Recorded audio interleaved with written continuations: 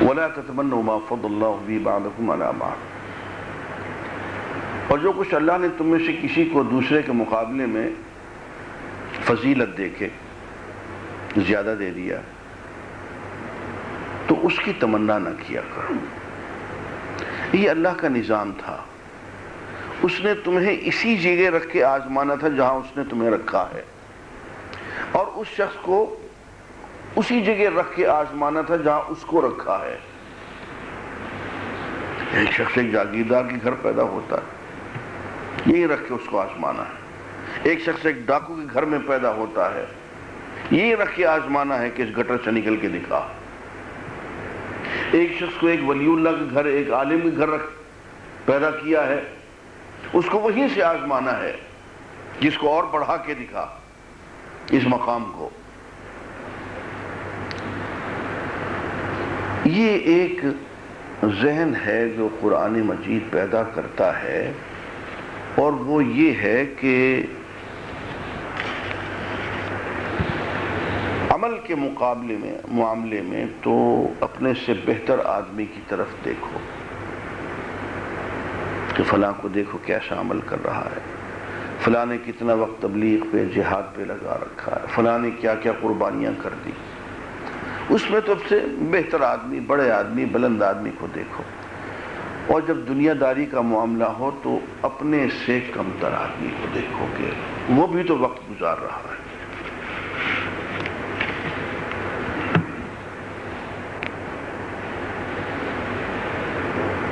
بات یہ ہے کہ انسان کے لیے دوڑ لگانے کے اس کے اپنے اپنے دائرے ہیں۔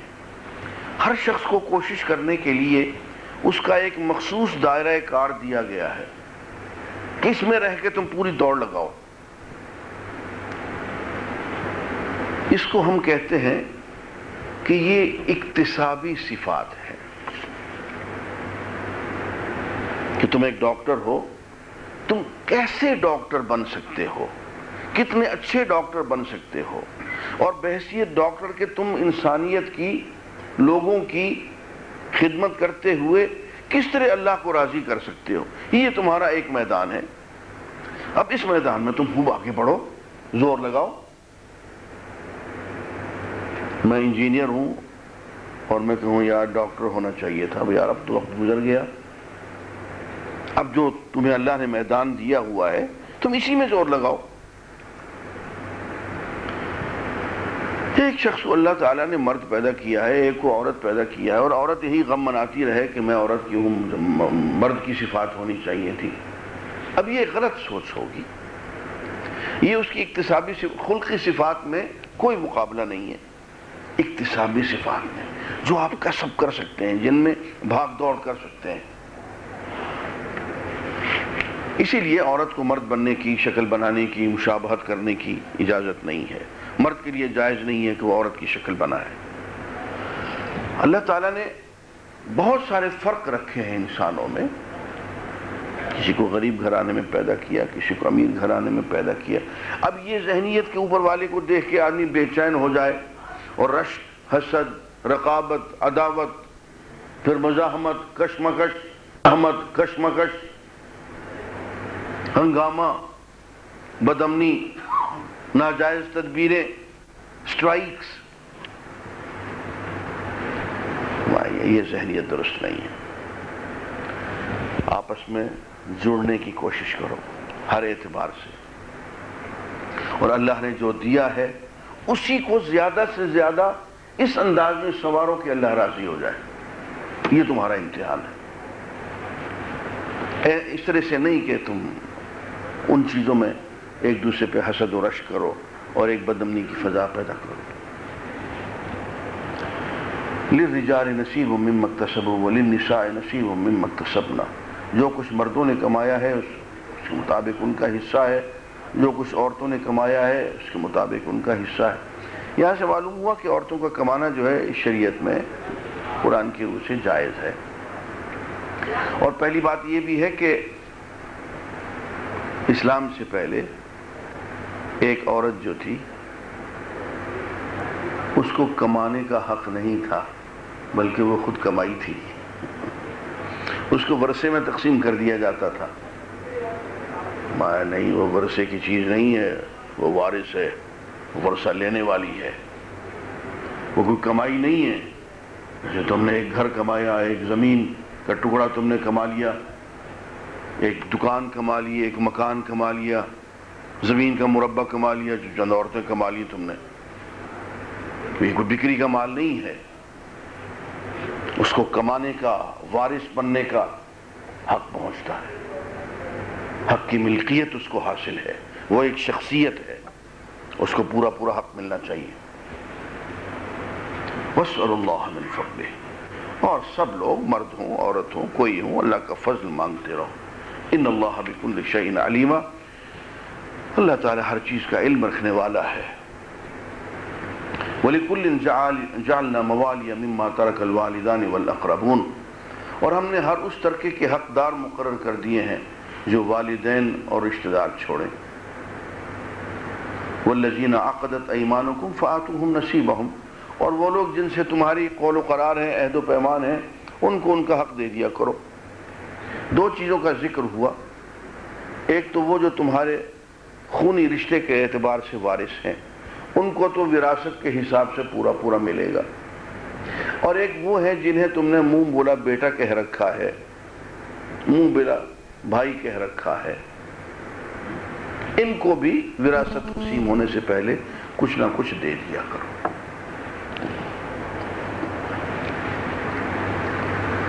ان اللہ کان علی کل شیء شہیدا، تم جو بھی اعمال کرتے ہو اللہ تعالیٰ اس پہ نگران ہے.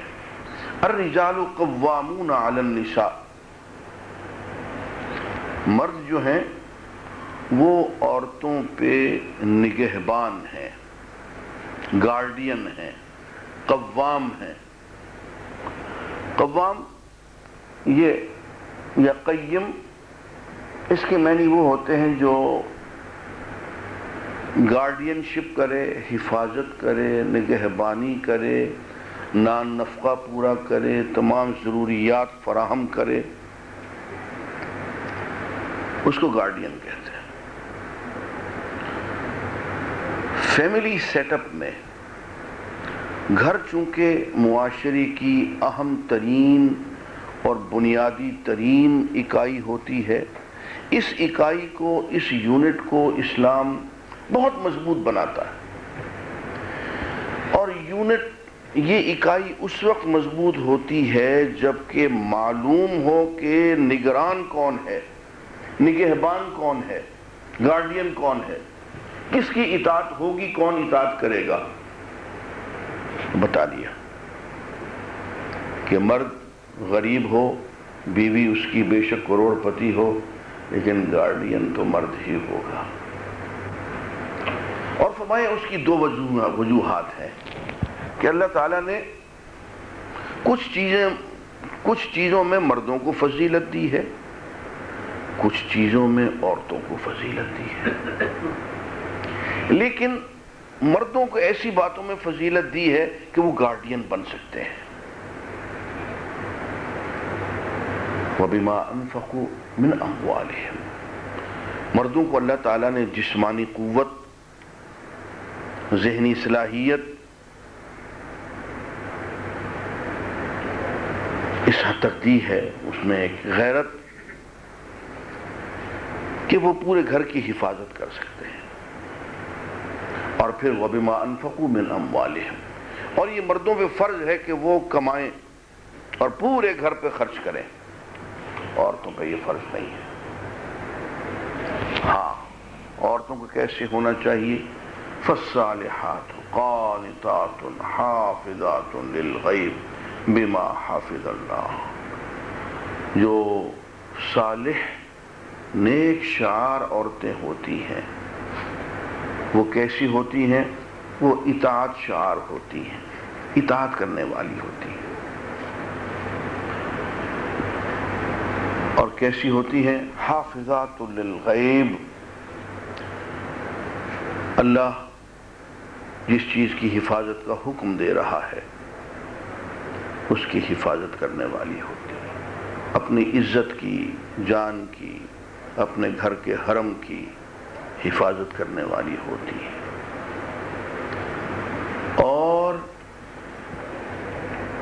مولانا اصلاحی رحمۃ اللہ علیہ نے خوبصورت بات کہی ہے یہاں پہ.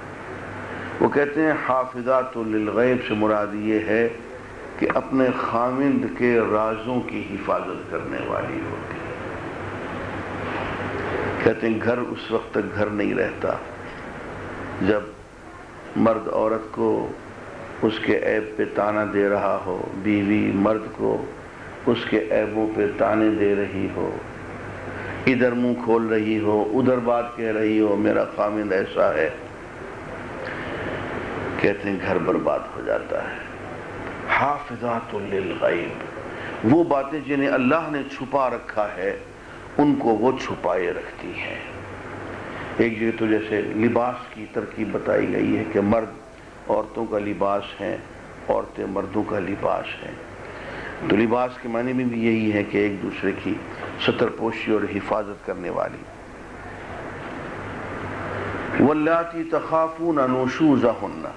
عزیزان گرامی اس آیت پہ ذرا دھیان دیں کہ اس پہ اسپین کے اندر بہت بڑا بلوہ ہو گیا ہے اور مجھے دوستوں کے پیغامات آ رہے ہیں. گزشتہ 2 سال سے ایک مصیبت کھڑی کر دی. ہمارے ایک شاگرد نے جو مدینہ یونیورسٹی سے پڑھ کے گیا اور اس نے وہاں جا کے فتویٰ دے دیا کہ خاوند کے لیے جائز ہے کہ وہ اپنی بیوی کو مارے پیٹے.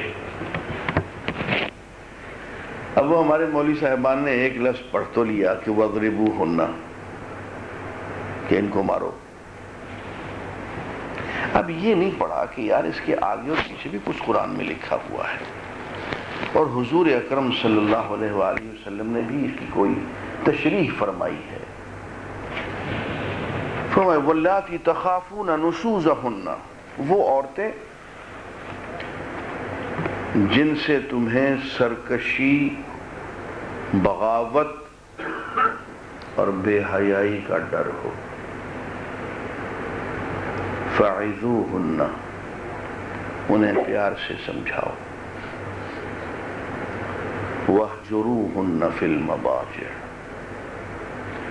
اور اگر نصیحت کرنا، پیار سے سمجھانا مفید نہ پڑے تو ان کے بستر سے الگ ہو جاؤ،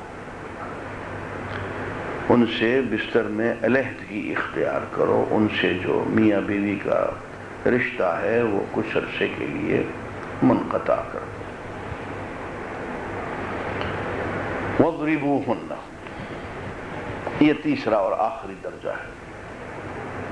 اور اگر پتہ چلا کہ 1 ماہ 1.5 ماہ روٹھے رہنے سے بھی کوئی فائدہ نہیں ہوا اور وہ اپنی اسی سرکشی پہ، بغاوت پہ، بے حیائی کے عمل پہ اور آگے بڑھتی چلی جا رہی ہے، تو پھر فرمایا وَاضْرِبُوهُنَّ، ان کو مارو.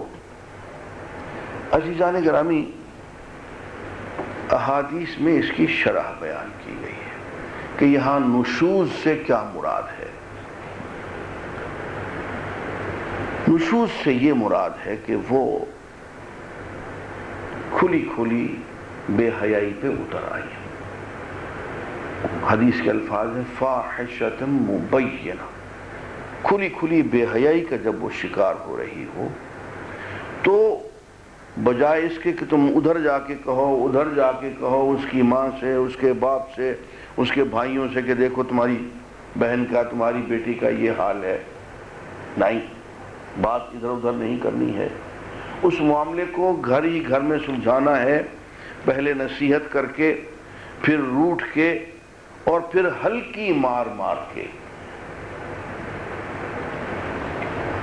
حدیث کے الفاظ ہیں کہ جیسے کسی بچے کو تم مسواک سے مارتے ہو. مسواک کا لفظ ہے. فرمایا کہ اس طرح سے نہیں کہ تھپڑ منہ پہ مار دیا، اس کے منہ پہ داغ بھرایا، ایسا ہرگز نہیں. اب جب یہ تشریح ہمیں حدیث میں بھی مل رہی ہے، قرآن کے الفاظ بھی بتا رہے ہیں، تو مطلقاً ایک فتویٰ یوں صادر کر دینا، یہ پھل جھڑی یوں ایک مغرب کی فضا میں چھوڑ دینا جا کے کہ اسلام میں جائز ہے کہ خاوند جب چاہے اپنی بیوی کی ٹھکائی کر دے، تو اسپین میں بڑے بڑے اشتہار چھپ گئے، جگہ جگہ اخباروں نے مصیبت کری ہوئی کہ خدا خدا کر کے ان کو یہاں سے ہم نے نکالا تھا، یہ پھر آ گئے ہیں ہماری جان حرام کرنے کے لیے، پھر غیر انسانی سلوک کرنے کے لیے پھر آن گزرے ہیں۔ عزیزان گرامی، ایسا نہیں ہے، یہ ایک بہت نازک رشتہ ہے، اور کبھی کسی اللہ کے نبی نے کسی عورت پہ ہاتھ نہیں اٹھایا۔ اچھا، اور اس آیت کی تشریح فرمانے کے بعد فرمایا کہ وہ مرد کسی طور پہ تعریف کے لائق نہیں ہے جو کسی شکل میں بھی اپنی بیوی پہ ہاتھ اٹھائے۔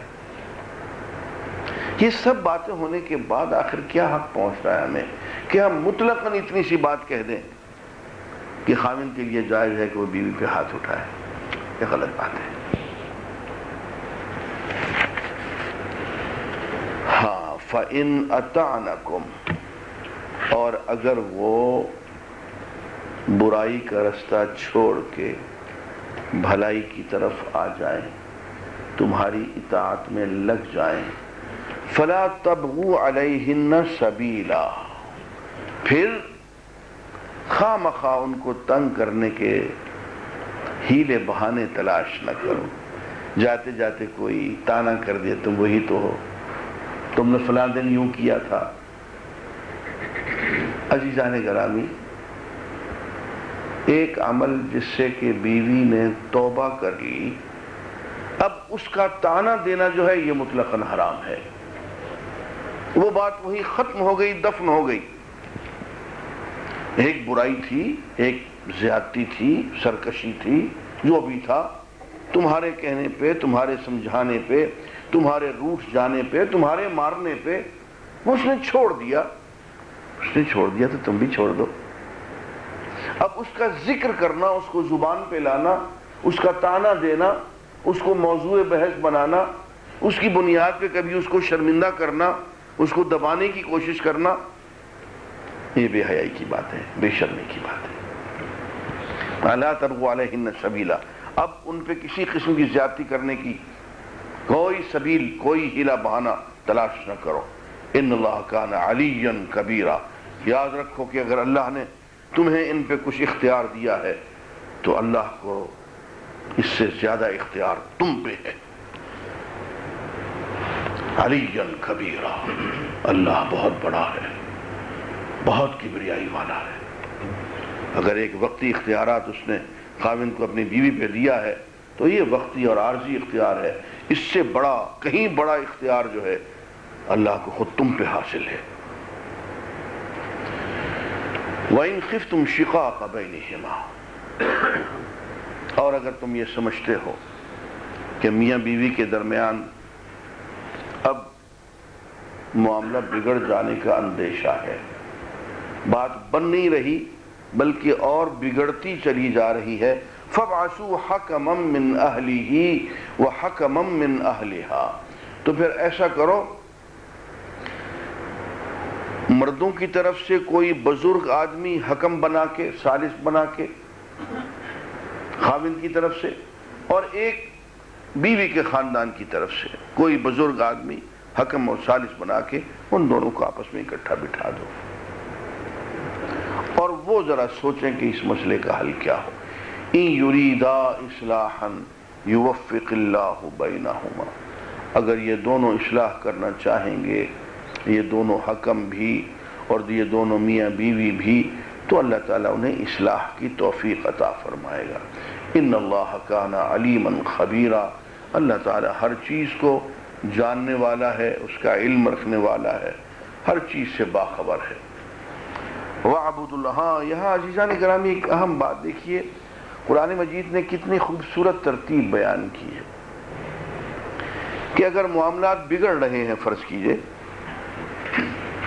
اور صورتحال ایسی پیدا ہو رہی ہے کہ سلجھنے میں نہیں آ رہی ہے، تو ایسا نہیں کہ بس طلاق طلاق طلاق، جیسے کہ ہمارے ہاں وہ ڈراموں اور فلموں میں دیکھ کے نوجوان کر دیا کرتے ہیں۔ ایسا نہیں ہے بھائی کہ شروع ہی طلاق سے کریں، ہر بات پہ دھمکی طلاق کی دیں۔